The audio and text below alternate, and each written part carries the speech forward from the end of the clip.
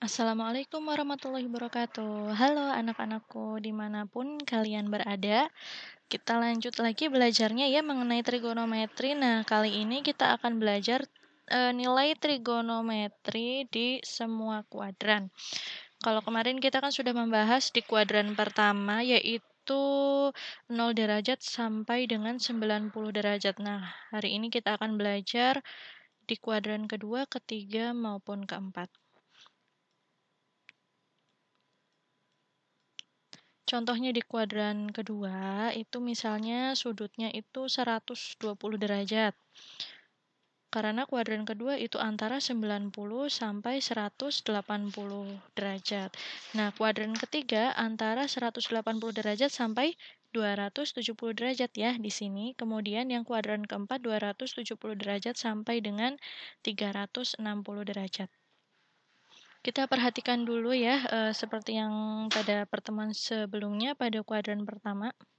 Kita akan menggunakan bantuan lingkaran satuan. Ibu gambar dulu lingkarannya seperti ini. Di kuadran pertama, sudutnya adalah yang biru ini. Seperti yang sudah kita ketahui, kalau yang mendatar itu adalah X, yang vertikal adalah Y, dan ini yang miring adalah jari-jarinya yaitu R. Nah, nilai-nilainya berarti bagaimana? Kalau sin, seperti yang kemarin ya, sin depan miring, berarti Y per R. Cos, sampingnya X per miring, X per R. Nah, untuk yang sinnya, karena Y-nya itu nilainya positif dan R-nya, jari-jari itu selalu positif ya nilainya, sehingga positif dibagi positif hasilnya nanti juga positif. Berarti sinus di kuadran pertama nilainya positif. Kemudian bagaimana dengan yang kosinus? Kosinus itu samping bagi miring, X bagi R, sama-sama positif juga. Positif dibagi positif, hasilnya juga positif. Nah, kemudian untuk yang tangan alfa, tangan depan samping, Y per X. Nilainya sama-sama positif dan hasilnya ketika dibagi juga positif. Kesimpulannya, di kuadran 1, nilai sin, cos, dan tangannya semuanya positif. Nah, sekarang perhatikan di kuadran kedua. Seperti ini ya, ini bebas saja gambar segitiganya. Nah, pada koordinat kartesius, jika ini adalah titik 0,0, ke kanan adalah nilainya positif, berarti ke kiri itu negatif. Sehingga ke sini berarti nilainya adalah negatif X. Sejauh negatif X ya. Nilai Y-nya bagaimana? Karena ke atas, berarti nilai Y-nya itu tetap positif. Kalau R-nya selalu positif. Kita rumuskan lagi ya. Sinus itu, ini sudutnya yang sebelah sini, sinus depan miring. Berarti sin Y per R. Positif dibagi positif, hasilnya positif. Kemudian kalau cos, samping miring, negatif X per R. Negatif bagi positif, hasilnya negatif. Sekarang yang tangan. Tan desa depan samping Y per negatif X. Hasilnya negatif. Kesimpulannya, pada kuadran 2, yang positif adalah nilai sin. Selain sin, yaitu kosinus dan tangan, nilainya negatif. Nah, ini juga berlaku untuk kebalikannya ya. Kebalikan sinus itu kan kosekan. Jadi kosekan juga positif, sekannya negatif, dan kotangannya negatif. Begitu. Selanjutnya, mungkin kalian sudah mengetahui polanya, jadi lebih mudah ya. Ini segitiganya, berarti ini masih ke kiri, X-nya, berarti negatif X, Y-nya itu ke bawah, sehingga negatif Y, dan R-nya positif. Sudutnya sebelah sini nih ya, sinus depan miring, negatif Y per R, hasilnya negatif.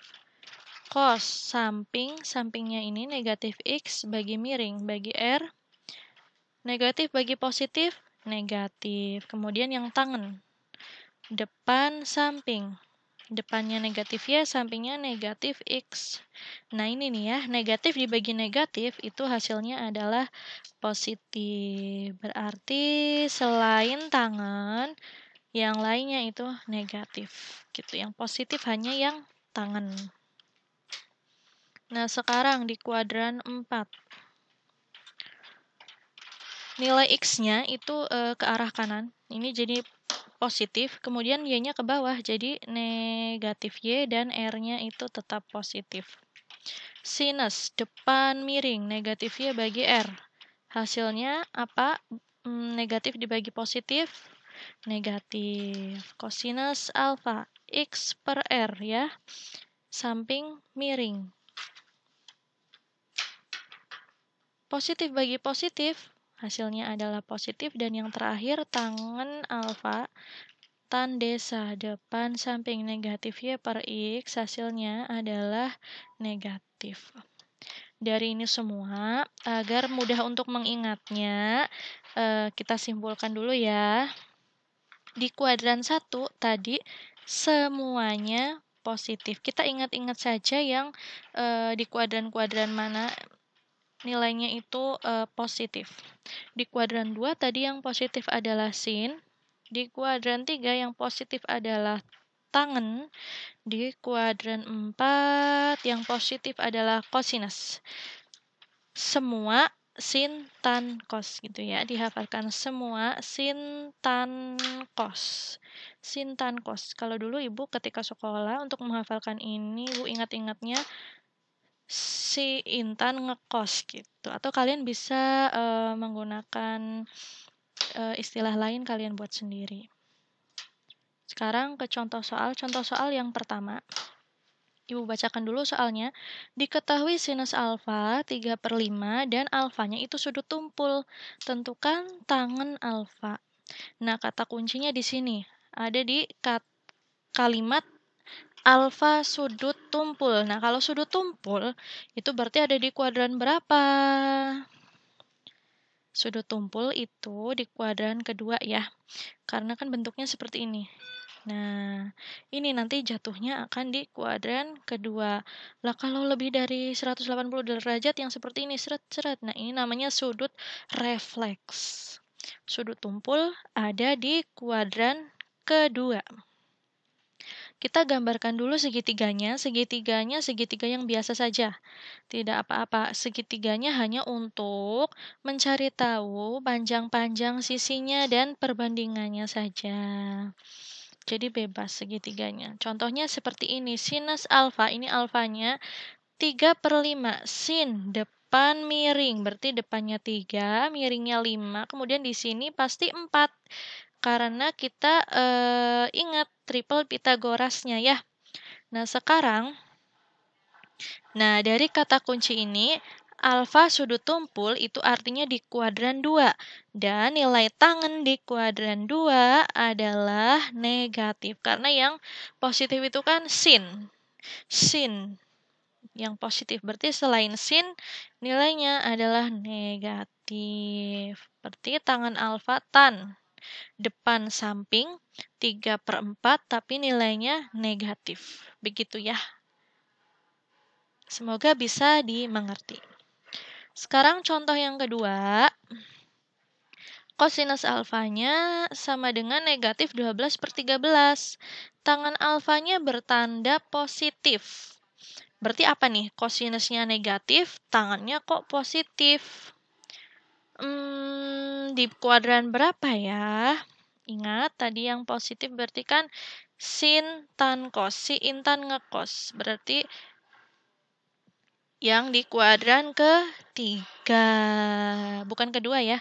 Karena tadi sin itu di kuadran 2. Berarti selanjutnya kuadran 3. Sin tan cos. Sin tan cos. Sin tan cos. Kalian ingat-ingat. Tangannya positif. Berarti di kuadran ketiga. Kita gambarkan dulu. Nah, segitiganya yang standar aja. Tidak perlu kalian gambar segitiga di kuadran ketiga, nanti malah bingung. Ini hanya untuk mengetahui perbandingannya. Alfa, cosnya samping miring 12/13. Sampingnya 12, ini 13 negatifnya diabaikan dulu. 12/13. Berarti di sini adalah 5.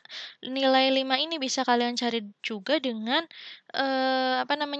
Pitagoras ya kalau bingung. Nah, karena diharapkan kalian sudah hafal triple Pitagoras, ini langsung Ibu tulis BC-nya adalah 5. Sehingga kosek.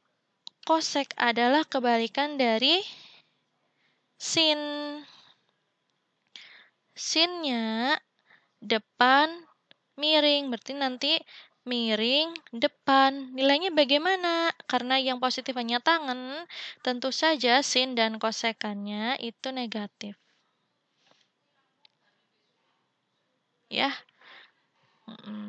Kosekannya berarti kan sin depan miring, miring depan. Negatif 13/5 gitu. Semoga bisa dimengerti ya. Ini kata kuncinya ya, tangannya bertanda positif. Nanti kalian artikan di kuadran berapa, terus yang ditanyakan ini nanti nilainya apa, negatif atau positif. Sebetulnya sama seperti pengerjaan yang kemarin-kemarin, hanya perbedaan tandanya, positif atau negatif. Karena di kuadran yang berbeda-beda, bukan di kuadran 1.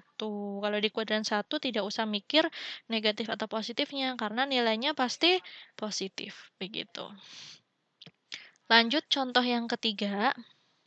Jika kotangan theta, ini theta ya, jadi nama-nama sudut tidak harus alfa, bisa theta, beta, gamma, dan seterusnya. Jika kotangan theta sama dengan negatif 24/7. Dan tetanya itu di antara 90 derajat sampai 180 derajat. Nah, ini berarti di kuadran berapa? Kalian harus tahu. 90 derajat sampai 180 derajat itu adalah di kuadran 2. Yang ditanyakan kosekan theta. Gambar dulu segitiganya. Kotangan, kebalikan tangan. Tangan depan samping, berarti ini samping depan. Samping depan ya, negatifnya diabaikan dulu, samping depan. Kemudian ini artinya berarti di kuadran 2 tadi ya sudah kita artikan. Nah, sekarang kosekan itu kebalikan dari sin. Sin adalah depan miring, sin dering, berarti ring de 25/7. Nah, karena di kuadran 2, nilai sin maupun kosekan itu nilainya positif. Sehingga kosekan theta 25/7. Kata kuncinya ada di yang tadi ya, di kuadran itu. Kamu catat di buku, semua sin, tan, kos. Begitu. Silakan jika ada pertanyaan bisa langsung WA ke Ibu dan tanyakan mana yang masih bingung. Nanti Ibu jelaskan ataupun Ibu beri latihan agar lebih paham lagi. Demikian yang dapat Ibu sampaikan. Wassalamualaikum warahmatullahi wabarakatuh.